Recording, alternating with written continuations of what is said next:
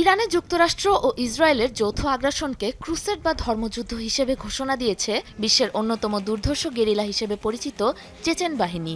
চলমান যুদ্ধে ইরানের পক্ষ হয়ে লড়াইয়ের ঘোষণাও আসে এই সশস্ত্র বাহিনীটির পক্ষ থেকে, যাকে সরাসরি আখ্যা দেওয়া হয়েছে জিহাদ হিসেবে।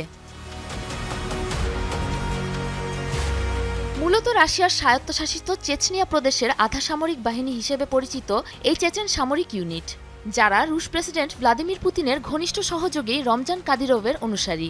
কাদিরোভের অধীনে থাকা কাদিরোভস্কি নামে পরিচিত এই গেরিলা যোদ্ধারা বিভিন্ন সময়ে রাশিয়ার হয়ে অংশ নেয় বহু আন্তর্জাতিক যুদ্ধে। ড্রোন অপারেশন ও স্নাইপার হামলার মধ্য দিয়ে আরবান ওয়ারফেয়ারে বিশেষভাবে পারদর্শী এই যোদ্ধারা ইউক্রেনের বিরুদ্ধে চলমান যুদ্ধেও রাশিয়াকে একটি বড় সামরিক সহায়তা প্রদান করে আসছে এই চেচেন বাহিনী। রাশিয়া অনুমোদন দিলে এখনই ইরানে পৌঁছাতে প্রস্তুত চেচেন সেনারা। এক ভিডিও বার্তায় এ ঘোষণা দেন চেচেন স্পেশাল ফোর্স আখমতের commander lieutenant general Apti Alaudinov. মার্কিন প্রেসিডেন্ট ডোনাল্ড ট্রাম্পকে দাজ্জাল অভিহিত করে তাদের সমস্ত আধুনিক অস্ত্রশস্ত্র নিয়ে ইরানের পাশে দাঁড়ানোর আশ্বাস দিয়েছেন এই গেরিলা কমান্ডার।